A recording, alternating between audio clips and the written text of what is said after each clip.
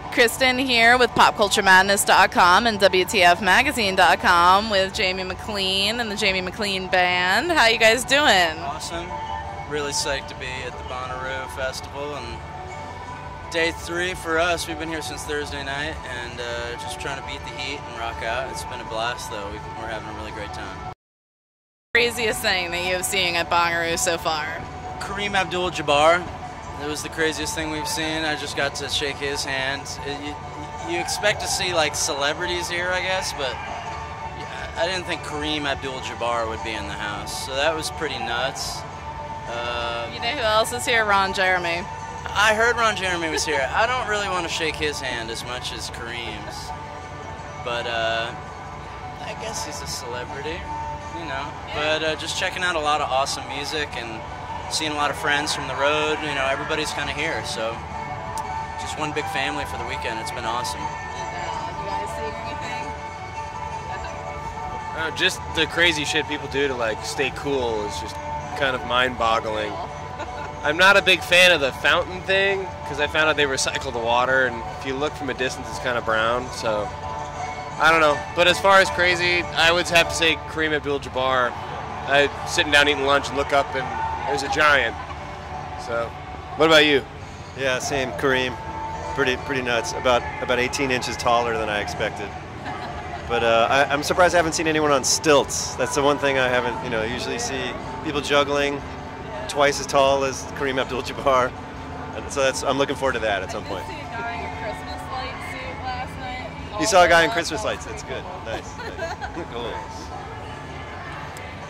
So we posted some news on PopCultureMadness.com about the band and what's going on with you guys. Can you fill us in on any details that we might have missed? Well, yeah, I mean, this is just kind of a monster year for us. We're releasing 4 EPs rather than put out one record. We wanted to do 4 shorter records that are all different styles. We put out the first one in March called Time of My Life, and that's kind of the rock trio. We just finished recording some stuff in New Orleans with a bunch of special guests in New Orleans. Ivan Neville, Anders Osborne, Dirty Dozen Brass Band, all tracked with us, and we're going to do some more special guests in New York later this summer. So we'll be releasing 4 EPs, the one that's out now, one of the special guests, a blues record, and a live release. So between that and touring North America, life is pretty busy, but it's been an awesome year for us. Oh, I can imagine. What led to your decision to release, 4 EPs instead of one long album?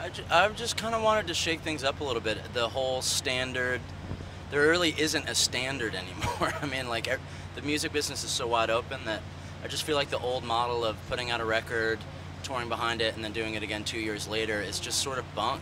It's people are ripping MP3s onto their phone and deleting them the next day. It's like everything's going so much faster that we wanted to release music more frequently, and then we're capable of doing so many different styles that I wanted to sort of dig into some different bags and showcase different styles, friends and guests, and just, if I was a fan of a band and they released a record every 3 or 4 months, I'd be totally stoked. And and it keeps things fresh for us and the fans, and it gives us a lot of stuff to play on the shows, and it just, I feel like we kind of needed to shake things up a little bit rather than get the publicist to promote the one record and not talk about anything else. It's like, man, we can play blues, we can play New Orleans, we can play rock. It's, and here it is, and there'll be another one in 4 months.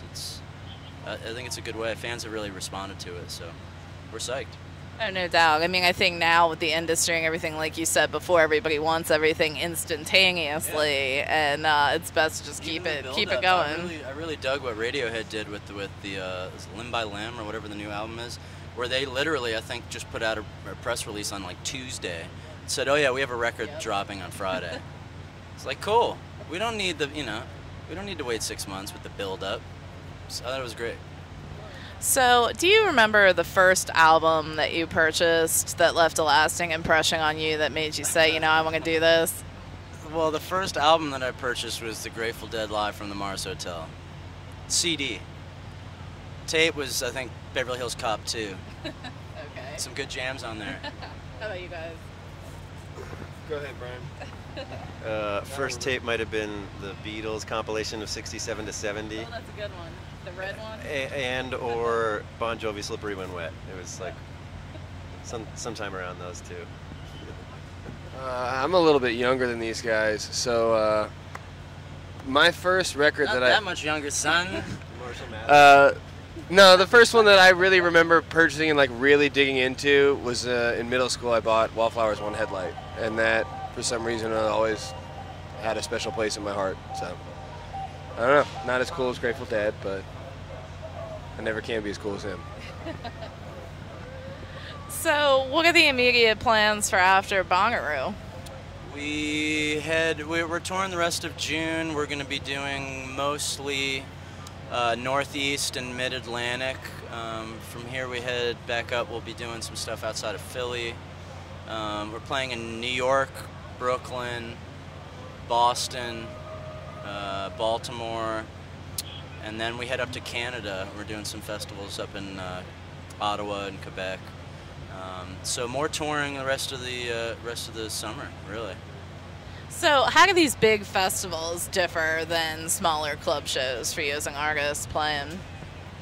Well, the vibe here is just so much more of like a community. I mean, believe me, I love playing. I really like playing smaller rooms because you can interact with people, you can see them. I'm sure Jim James saw about 1,000 of the 80,000 that were there last night. You can't see anybody, and you can't really you get the monster applause, but you can't really interact as well on the as you can in some of the smaller clubs. So I dig that, but this is just like, it's a whole nother world, you know. Everyone's in it together, and it's 4 days, and you know, we have so many friends out here that are just bands that we tour with, or fans that have come around to see us, and so it's just it's a whole different ball game. And I love both of them. I like the small clubs. I played a set yesterday for a couple thousand people that was equally as fun. It's you know, I prefer both styles, but this is, as far as festivals go, I mean, Bonnaroo's got to be on the top of the list. It's just so well run and organized. Organized. It's controlled chaos, really, but everything's really smooth, and just the quality of the bands is so ridiculous. I mean, today we're going to see Neil Young, the Black Keys, the Meters, and Dr. John. It's like, you know, sometimes you go to festivals and there's like one great band and then a bunch of locals. This is like every slot is killing. So we're really honored to kind of be invited and be a part of it, and hope to be back again soon. And we've got other festivals we're doing, but it's, you know, this one was, you know, on the top of the list for sure. Oh, of course. You guys agree? Oh yeah. Yeah, he said it all. So with some of the collaborations, especially with like the New Orleans musicians and everything, are you gonna do anything, you know, out on the road with them? Are we gonna see any performances, you know, down in New Orleans? Yeah, probably. We did 2 sets here with the New Orleans All Stars, and people have really been interested in booking it. We'll probably do some stuff in New York with it. Okay. I'm gonna kind of run a residency in New York this fall, where we're going to bring in a lot of different artists, and it'll probably be different each time. There'll be a New Orleans thing, or a country thing, or a blues thing. But yeah, I mean, I lived in New Orleans for 6 years and played with the Dirty Dozen Brass Band, and I have a lot of, you know, it's family down there. So we'll definitely be doing some more playing, and I'm sure we'll be doing some touring this fall. We'll see how it goes. It's great. And, you know, I've been asking a lot of artists what one of their standout memories from a summer festival has been, maybe one you played or one that you attended. Does anything stick out in your mind? Well, we haven't played our sets here yet, so I'm hoping that'll kind of be the standout moment. I've played here a few other times, and I do remember seeing My Morning Jacket on one of the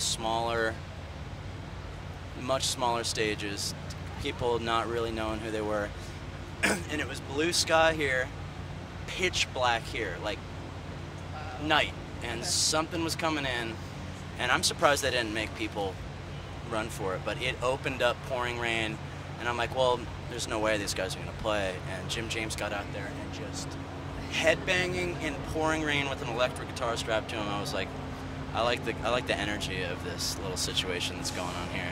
So that sort of won me over as far as those guys go.